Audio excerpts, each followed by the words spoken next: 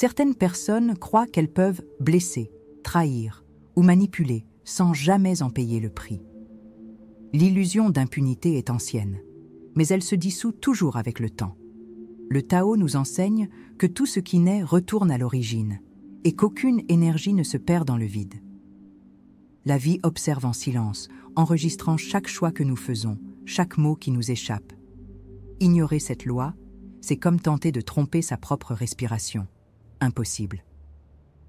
Demandez-vous maintenant avec sincérité, croyez-vous vraiment qu'il existe quelqu'un qui est échappé pour toujours aux conséquences de ses actes?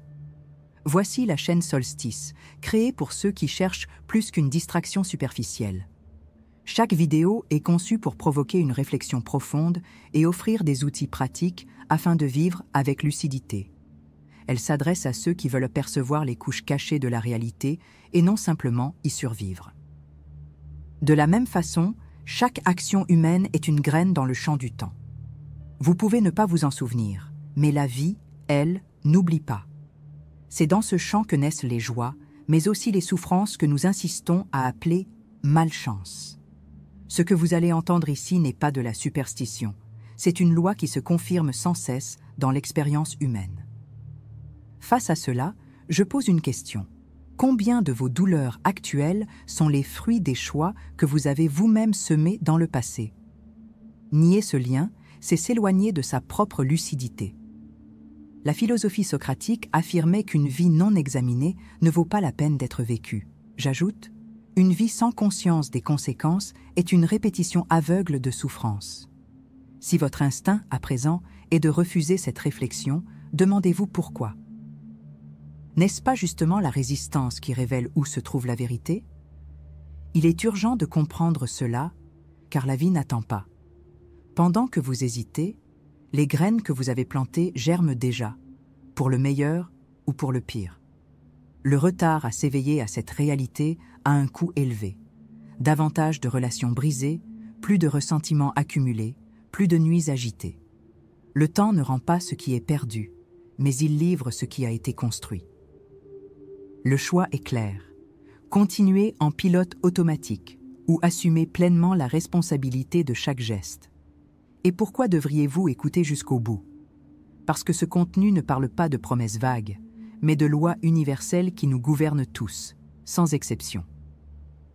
Avez-vous déjà remarqué que celui qui blesse est tôt ou tard blessé à son tour? Avez-vous déjà vu des personnes qui semblaient inatteignables tomber face à ce qu'elles cultivaient en secret? Ce n'est pas seulement une théorie, c'est une justice invisible qui régit l'existence. L'ignorer, c'est se condamner à répéter des schémas qui pourraient être brisés dès aujourd'hui. Si vous sentez que ce sujet résonne avec quelque chose que votre intuition savait déjà, cette chaîne a été faite pour vous. Suivez-la, car dans les prochaines minutes, je vais révéler les 5 lois du karma de manière claire et pratique, afin que vous ne vous laissiez plus jamais tromper par l'idée d'impunité. Abonnez-vous à Solstice et laissez votre like pour que plus de personnes puissent s'éveiller à cette réalité. Votre vie est votre œuvre, et chaque choix est un trait qui restera. Le moment de voir, c'est maintenant, pas plus tard. En 1974, Richard Nixon a démissionné de la présidence des États-Unis après le scandale du Watergate. Pendant des mois, il a tenté de manipuler les informations, de dissimuler des preuves, d'intimider des journalistes et de convaincre le pays qu'il était au-dessus des lois. C'était l'homme le plus puissant du monde, entouré de ressources et protégé par des alliés qui semblaient inébranlables. Pourtant, la vérité fut plus persistante que n'importe quelle stratégie. Ce qui paraissait secret devint gros titre, et le poids des conséquences s'abattit sur lui. Cette histoire n'est pas seulement politique, c'est un rappel universel que rien, absolument rien, n'échappe au tribunal silencieux de la vie. Ce qui frappe, ce n'est pas seulement la chute, mais la confiance que Nixon affichait avant elle. Comme tant d'autres qui croient pouvoir manipuler la réalité sans jamais en payer le prix, il a agi comme s'il était une exception à la règle. C'est là le piège le plus subtil de l'esprit humain, l'illusion d'immunité. Lorsque nous sommes aveuglés par notre propre position ou notre orgueil, nous croyons pouvoir déformer la vérité sans en subir l'impact. Mais le Tao disait déjà « Celui qui s'écarte du chemin trébuche tôt ou tard ». Nixon a trébuché et le monde entier a regardé. Maintenant, réfléchissez. Combien de fois avez-vous cru pouvoir échapper à une conséquence? Peut-être dans quelque chose de petit, comme un mensonge non découvert. Peut-être dans quelque chose de plus grand, comme une trahison que vous pensiez dissimuler. Le problème, c'est qu'au moment même où nous nous convainquons d'avoir échappé, le temps a déjà commencé à réclamer son dû. La souffrance n'apparaît pas toujours immédiatement, mais elle s'installe comme une ombre qui inévitablement se matérialise. C'est le coup invisible qui, un jour, devient concret. Lorsque nous croyons tenir le contrôle, nous sommes déjà piégés. Nixon, dans son arrogance, pensait tenir les rênes de l'histoire. En réalité, il ne faisait que retarder l'inévitable. Ce qui l'a le plus détruit n'a pas été seulement la découverte des faits, mais son incapacité à accepter que la vie possède un mécanisme de correction qu'aucun être humain ne peut interrompre. Et c'est précisément là que réside le piège de tous ceux qui croient à l'impunité. La justice peut être lente, mais elle n'est jamais absente. Si même des présidents, des dirigeants et des figures puissantes ne peuvent échapper, que dire de nous dans nos actions quotidiennes? Le problème ne réside pas uniquement dans les grandes décisions, mais aussi dans les petits gestes accumulés qui forgent des destins. Ne pas réfléchir à cela, c'est se condamner à répéter des erreurs qui pourraient être évitées. Le silence de la vie est trompeur, car il nous donne l'impression que rien ne se passera. Mais le silence n'est que le temps en train de préparer la récolte. Imaginez maintenant combien plus douloureux ce sera de le réaliser trop tard, quand les conséquences seront déjà installées et que le regret ne pourra plus rien inverser. Pensez aux nuits blanches, à la honte sociale, aux relations détruites, à la réputation brisée. Il n'existe aucune position, aucun statut, aucune intelligence capable de négocier avec la loi des conséquences. Plus nous tardons à y faire face, plus le choc sera grand. Le retard coûte toujours plus cher que la prévention. C'est pourquoi cette vidéo n'est pas seulement une réflexion, mais une nécessité. Car la vie n'attend pas, et le temps que vous perdez à croire aux exceptions est le même temps où la réalité s'organise déjà contre vous. Il est essentiel de comprendre les 5 lois du karma qui régissent les conséquences inévitables de nos choix. Elles ne sont pas des métaphores, mais des descriptions de la vie telle qu'elle est. Restez avec moi jusqu'à la fin de ce contenu et découvrez comment appliquer cette clarté avant qu'il ne soit trop tard. La première loi du karma est simple. Personne n'échappe aux conséquences.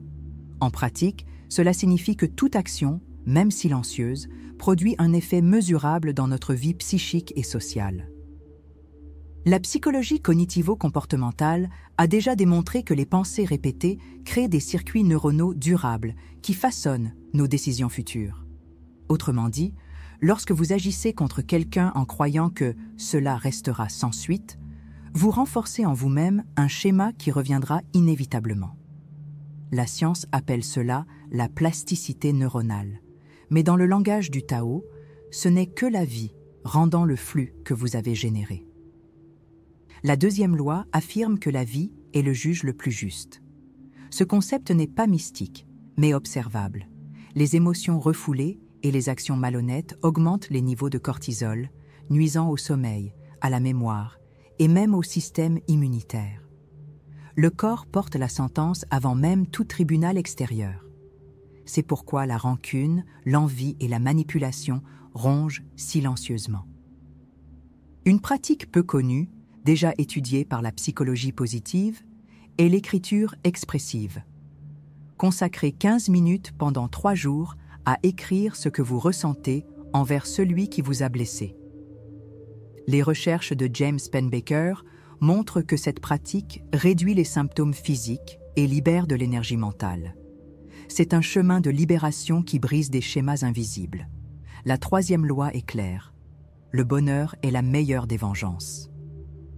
La réponse instinctive face à la douleur est de chercher la revanche, mais des études en neurosciences montrent que le cerveau humain libère de la dopamine, non pas dans la vengeance, mais dans la sensation de dépassement et de croissance personnelle. La vengeance peut apporter une satisfaction momentanée, mais elle prolonge le lien émotionnel avec celui qui nous a blessés. En revanche, la recherche consciente du bonheur, le fait de cultiver de petites victoires quotidiennes, génère de la résilience émotionnelle et déconnecte l'agresseur de votre récit. L'agresseur s'attend à ce que vous vous brisiez. Lorsque vous ne vous brisez pas, votre victoire est absolue. Réfléchissez maintenant aux alternatives que beaucoup choisissent. Garder de la rancune, s'isoler ou feindre l'indifférence tandis que la blessure ronge de l'intérieur. Ce sont toutes des poisons lents. La rancune alimente l'anxiété, l'isolement engendre la dépression et l'indifférence forcée implose en symptômes physiques.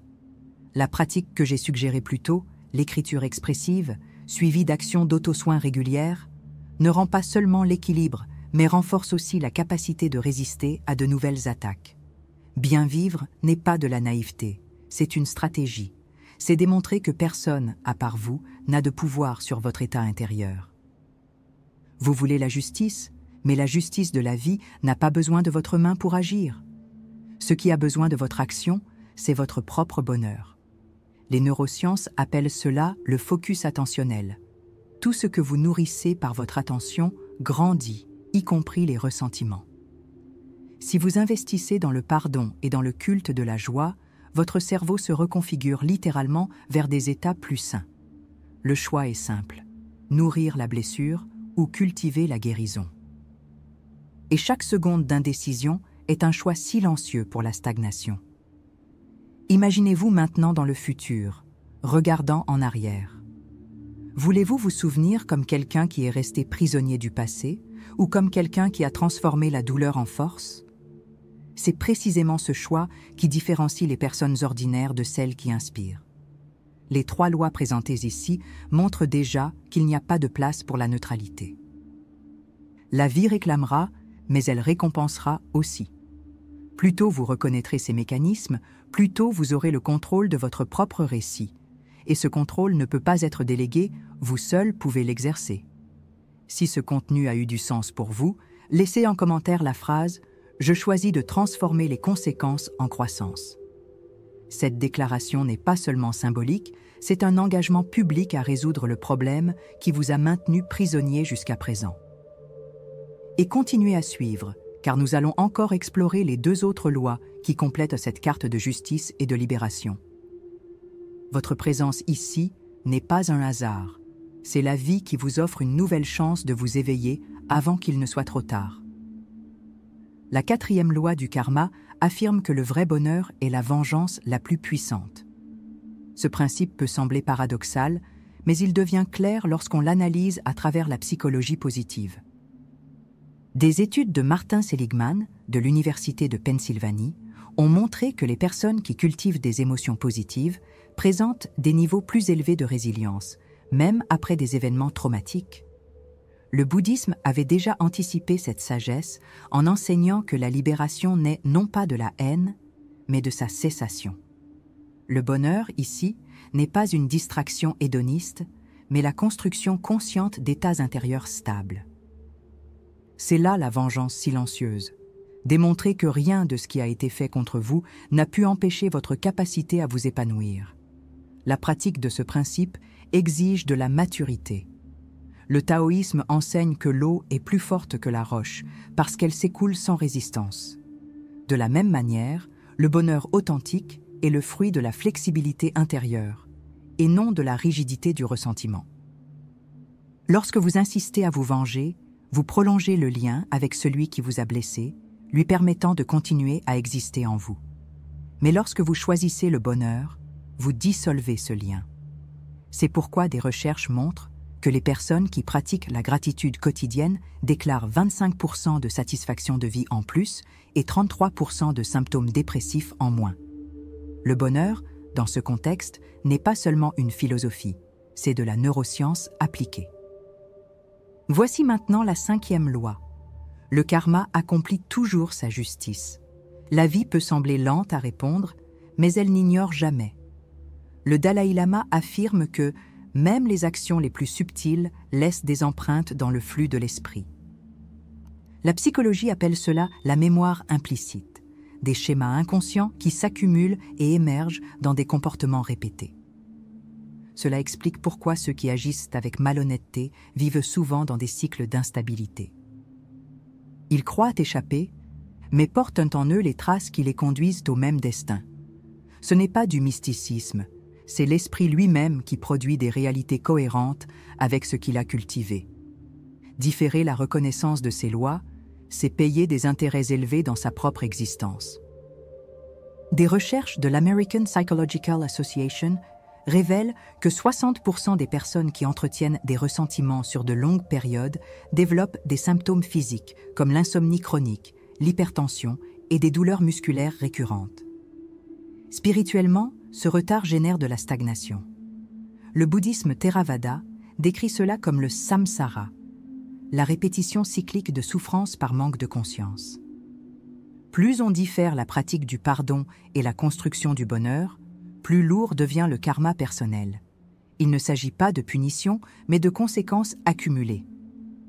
Et la question cruciale est, qu'est-ce que vous perdez si vous différez ce choix ? Vous perdez du temps de vie en bonne santé, vous perdez des relations qui auraient pu s'épanouir, vous perdez de l'énergie qui aurait pu être investie dans des projets et des rêves. En échange, vous ne gagnez que des symptômes, de l'anxiété et l'illusion d'être protégé. Mais si vous commencez maintenant, vous gagnez de la clarté, de la sérénité et le pouvoir d'interrompre des schémas qui, peut-être, se répètent depuis des générations dans votre famille. Le taoïsme appelle cela « revenir au flux ». Lorsque l'individu réaligne sa vie avec l'ordre naturel, tout recommence à s'écouler avec moins de résistance. Ceux qui pratiquent déjà, cela récolte des fruits visibles. Les personnes qui choisissent le pardon et le bonheur plutôt que la vengeance démontrent une plus grande longévité. Une étude de l'Université du Michigan a suivi 1200 adultes pendant plus d'une décennie et a conclu que ceux qui cultivaient des pratiques de pardon avaient un risque de mortalité prématurée réduit de 35%. Spirituellement, ces individus rayonnent d'équilibre, devenant des références de force silencieuses dans leur communauté. Ils ne sont pas naïfs, ce sont des stratèges de leur propre vie. Et cela est accessible à chacun, à condition de faire le choix d'agir. La douleur de l'inertie est réelle et silencieuse. Elle s'accumule dans les histoires non résolues, dans les rancunes conservées et dans les occasions manquées. Pendant que vous hésitez, d'autres appliquent déjà ces lois, vivent déjà avec plus de légèreté, ont déjà transformé la douleur en croissance. L'avenir appartient à ceux qui comprennent et appliquent dès maintenant, et non à ceux qui reportent indéfiniment. Les deux dernières lois ne sont pas des promesses vagues, ce sont des invitations urgentes à se libérer d'une prison invisible.